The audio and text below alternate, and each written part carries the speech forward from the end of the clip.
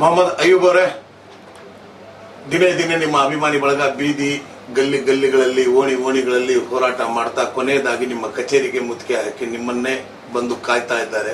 ಅದ್ರ ಬಗ್ಗೆ ಏನು ಹೇಳಿ ಬಯಸ್ತೀರಿ? ಇವಾಗ ನನ್ನ ಕಚೇರಿಗೆ ಬಂದ್ಮೇಲೆ ನಾನು ಬಿ ಫಾರ್ಮ್ ಕಾಯೋಕ್ಕಾಗಲ್ಲ, ಸಿ ಫಾರ್ಮ್ ಕಾಯೋಕ್ಕಾಗಲ್ಲ. ನನ್ನ ಕೆಲಸ ನಾನು ಮಾಡಲೇಬೇಕು. ಮಂಗಳವಾರ ನಾನು ಹೋಗಿ ನಾಮಿನೇಷನ್ ಹಾಕ್ತಾ ಇದ್ದೀನಿ. ಬಂಡಾಯ ಅಭ್ಯರ್ಥಿ ಕೊನೆಯದಾಗಿ ನಿಮ್ಮ ಅಭಿಮಾನಿ ಬಳಗಕ್ಕೆ ಈಗ ಹೇಳ್ಬಿಟ್ಟಿದ್ದೀರಿ, ಅದನ್ನ ಹೋರಾಟ ಮಾಡಬೇಡಿ. ಬಂಡಾಯ ಐತಿ. ನಾನು ನಾಮಿನೇಷನ್ ಆದ್ಮೇಲೆ ರೋಡ್ನಲ್ಲಿ ನಾವೇ ಇರೋಣ. ಇಲ್ಲ, ಮನೆಗೆ ನೀವೇ ತಲುಪ್ತೀರಿ. ನಾನೇ ಹೋಗ್ತೀನಿ. ಚುನಾವಣೆ ಎದುರಿಸೋದು ಖಚಿತ. ಮತದಾನದ ಮೂಲಕ ಆಯ್ಕೆ ಆಗ್ಲಿ, ಜನ ನಿರ್ಣಯ ಮಾಡ್ಲಿ ಅಂತ ತಾವು ನಿರ್ಧಾರ ಮಾಡಿದ್ದೀರಿ. ಈಗ ಮತದಾರರಿಗೆ ತಾವೇನು ಹೇಳಿಕ್ ಬಯಸ್ತೀರಿ ಕೊನೆಯದಾಗಿ? ಯಾರ್ದು ಮತದಾರರಿಗೆ ಏನಿಲ್ಲ, ಅವ್ರು ನನ್ನ ಜೊತೆನಲ್ಲಿ ಇದ್ರೆ ನಾನು ಹೋಗಿ ಮಾಡ್ಲೇಬೇಕು. ಮಾಡ್ತೀನಿ. ಬಂಡಾಯ ಅಭ್ಯರ್ಥಿ ನಾನು ಗೆದ್ದಿರ್ಬೇಕು. ನೀವು ಇಷ್ಟು ದಿವಸ ಕಚೇರಿ ಒಳಗಡೆನೆ ಇದ್ರಿ, ಮೈದಾನಕ್ಕೆ ಬಂದಿರಲಿಲ್ಲ. ಇವತ್ತು ಮತದಾರರು ಒತ್ತಡದಿಂದ ತಾವು ಆಚೆ ಬಂದ್ಬಿಟ್ಟಿದ್ದೀರಿ.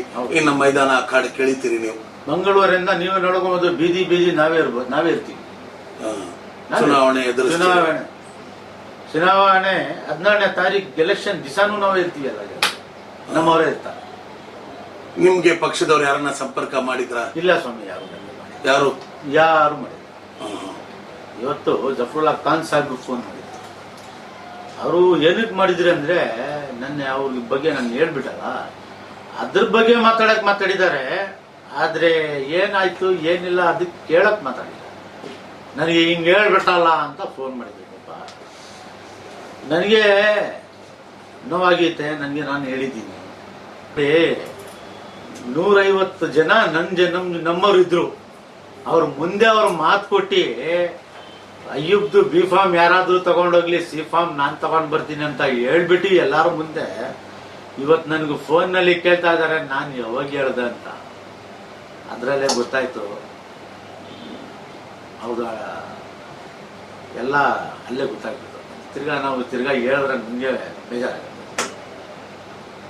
ನೀವು ಲಾಸ್ಟಿಗೆ ಕೊನೆಯದಾಗಿ ಜಫರುಲ್ಲಾ ಖಾನ್ ಅವ್ರಿಗೆ ಏನ್ ತಿಳಿಸಿದ್ರಿ?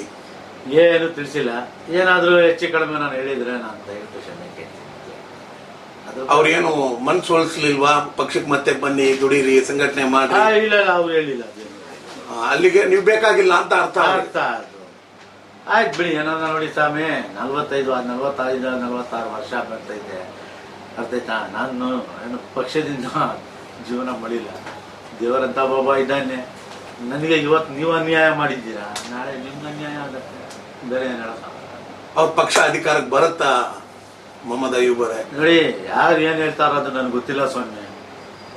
ಆದ್ರೆ ನಾನು ನಮಾಜಿಗೆ ಹೋದ್ರೆ ಕುಮಾರಣ್ಣ ಬರ್ಲಿ ಅಂತ ನಾನು ಇವ್ರು ಹೇಳ್ತೀನಿ. ಈಗೂ ನಂಬಿಕೆ ಇದೆ ನಿಮ್ಗೆ ಕುಮಾರಣ್ಣ ಸರ್ಕಾರ ಬರ್ಲಿ ಸ್ವಾಮಿ. ನೀವು ಬಂಡಾಯ ಎದ್ರು ಅವ್ರು ಬರ್ಲಿ ಅಷ್ಟು ಅಭಿಮಾನ ಇದೆ ನಿಮ್ಗೆ? ಹೌದು, ನನ್ನ ಬಂಡಾಯ ಐತಿ. ನಿಂತ್ಕೊಂಡು ಗೆದ್ರು ಹೋಗ್ತೀನಿ ಸ್ವಾಮಿ. ನಾನು ಹೋಗದೆ ಕುಮಾರಣ್ಣ ಹತ್ರನೇ. ಮತ್ತೆ ನೀವು ಗೆದ್ದಾದ್ಮೇಲೆ ಕುಮಾರಣ್ಣ ಹತ್ರನೇ ಹೋಗೋದು. ನಾನು ಯಾರೋ ಗೆದ್ದು ಬಿಟ್ಟಿದ್ದೀನಿ ಅಂತ ಬೇರೆ ಜಾಗ ಹೋಗಲ್ಲ. ಒಂದ್ಸಲಿ ಒಂದು ಮನೆಯಲ್ಲಿ ಒಂದು ಗ್ಲಾಸ್ ನೀರು ಕುಡಿದ್ರು ನಾನು ಇಟ್ಕೊಳ್ತೀನಿ. ಕೊನೆಯದಾಗಿ ಪಕ್ಷಕ್ಕೂ ಹಾಗೂ ನಿಮ್ಮ ಮತದಾರರಿಗೆ ಏನ್ ಹೇಳಲಿಕ್ಕೆ ಬಯಸ್ತೀರಿ? ಪಕ್ಷ ಹಾಗೂ ಮತದಾರರಿಗೆ? ಪಕ್ಷ ಏನಿಲ್ಲ, ಪಕ್ಷದಿಂದ ನಮ್ಗೆ ಏನು ತೊಂದರೆ ಆಗಿಲ್ಲ. ಪಕ್ಷದಿಂದ ನಮ್ಗೆ ಏನು ತೊಂದರೆ ಆಗಿಲ್ಲ. ಏನಕ್ಕಂದ್ರೆ ಸೆಂಟ್ರಲ್ನಲ್ಲಿ ಇರೋವರಿಂದ ಇವಾಗ ಜಫರುಲ್ಲಾ ಖಾನ್ ಸಾಹೇಬ್ರೆ ನೋಡಿ, ಎಲ್ಲಾರ ಮುಂದೆ ಮಾತು ಕೊಟ್ಟು ಏನ್ ಹೇಳ್ತಾ ಇದ್ರು ನನ್ನ ಫೋನ್ನಲ್ಲಿ. ಇವತ್ತು ನಾನು ಯಾವಾಗ ಹೇಳಿದ್ದೆ, ಏನಕ್ಕೆ ನಿಮ್ಗೆ ರಾಜೀನಾಮೆ ಕೊಡಿ ಅಂತ ನಾನು ಹೇಳಿದ್ದಕ್ಕೆ ನಾನು ಇವತ್ತು ಚೇಂಜ್ ಆಗಿರೋದು. ನೀವು ಹೇಳಿ ಸ್ವಾಮಿ, ರಾಜೀನಾಮೆ ಕೇಳಿದ ತಕ್ಷಣ ನಿಮ್ಗೆ ಎಷ್ಟೊಂದು ನೋವು ಬರ್ತೈತಲ್ಲ. 94 ರೀ ನಾನು ಮಾಡ್ತಾರ ಕೆಲಸ ರೀ. ಕೃಷ್ಣಪ್ಪ ML ಆದ್ರಲ್ಲ, ಅವಾಗಿಂದ ರೀ ನಾನು ಕೆಲಸ ಮಾಡ್ತಾರ ಪಕ್ಷಕ್ಕೆ. ಇಷ್ಟು ವರ್ಷ ಆಯ್ತು ನೀವು ಪಕ್ಷಕ್ಕೆ ಬಂದಿದ್ದು. 94 ರೀ ಮಾಡ್ತಾ ಇದ್ದ. ನನ್ಗೆ ಜಾಸ್ತಿ ನೋವು ಆಗಿರ್ಬೇಕಾ ನಿಮ್ಗಾಗಿರ್ಬೇಕಾ? ಖಾನ್ ಅಂತ ಹೇಳಿದಲ್ಲ, ಖಾನ್ ಬಗ್ಗೆ ಏನ್ ಹೇಳಿದೆ ಸರ್? ನಾನು ಖಾನ್ ದೊಡ್ಡ ಸ್ಥಾನ ಅಂತ ಹೇಳಿದ್ದು ತಪ್ಪು ಹೇಳಿಲ್ಲ. ಕಾರಣ ಹಿಂಗ್ ಗೊತ್ತಾ, ಒಂದ್ಸಲಿ ಮಾತು ಕೊಟ್ರೆ ಮಾತ್ ಮೇಲೆ ನಡೀತಾರೆ ಅಂತ. ಆದ್ರೆ ಇವತ್ತು ನೀವು ಫೋನ್ನಲ್ಲಿ ನಾನು ಹೇಳ್ತಾ ಇದ್ದೀರಾ, ನಾನು ಯಾವಾಗ ಹೇಳಿದೆ ಅಂತ. 150 ಜನ ಇದ್ರು ಅವ್ರ ಮುಂದೆ ನೀವು ಹೇಳಿರೋದು. ಆ 150 ಜನ ನಿಮ್ಮ ಮನೆ ಹತ್ರ ಬರ್ತಾರೆ. ಅವಾಗ ಹೇಳಿ ಅವ್ರಿಗೆ ನಾನು ಹೇಳಿಲ್ಲ ಅಂತ. ಅವ್ರಿಗೆ ನನ್ಗೆ ಹೇಳ್ಬೇಡಿ.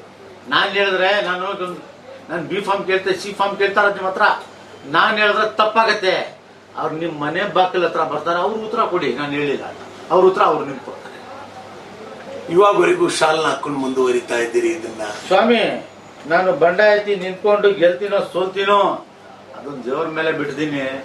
ಆದ್ರೂ ನಂದು ನಾನು ಸಾಯೋ ಗಂಟ ಇದೇ ಶಾಲ್ ಇರ್ತೈತೆ ಸ್ವಾಮಿ. ಶಾಲ್ನಲ್ಲಿ ಚೇಂಜ್ ಆಗಲ್ಲ.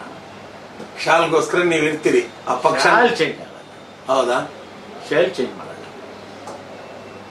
ಪಕ್ಷಕ್ಕೂ ಮತ್ತೆ ಗೆದ್ರೆ ಮತ್ತೆ ಚೇಂಜ್ ಆಗಲ್ಲ. ನೀವು ಪಕ್ಷಕ್ಕೆ ಪಕ್ಷಿಗೆ ಮತ್ತೆ ಮರು ಸೇರ್ಪಡೆ ಆಗ್ತೀರಿ. ದೀರ್ಘ ಅಲ್ಲೇ ಕುಮಾರಣ್ಣರ ಹತ್ರ ಹೋಗಿ ಹೇಳ್ತೀರಿ, ಅಯ್ಯೋ ನಮ್ಮ ಅಣ್ಣಾರಿಯವರು ಹೋಗಿ ಜಗಳ ಮಾಡ್ತೀನಿ, ನಾನು ಮಾಡ್ತೀನಿ, ಜಗಳ ಮಾಡ್ತೀನಿ ಹೋಗಿ.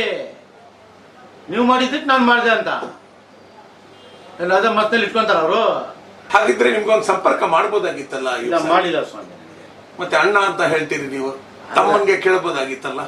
ಅದು ಏನೋ ಇರ್ತಾರ, ಸೆಂಟ್ರಲ್ನಲ್ಲಿ ಇರ್ತಾರಲ್ಲ ಜನಗಳು. ಅವ್ರು ಒಳ್ಳೆಯವರು, ಅವ್ರ ಜೊತೆಗಿರೋರು ಸರಿ ಇಲ್ಲ ಅಂತ ಅಷ್ಟೇ.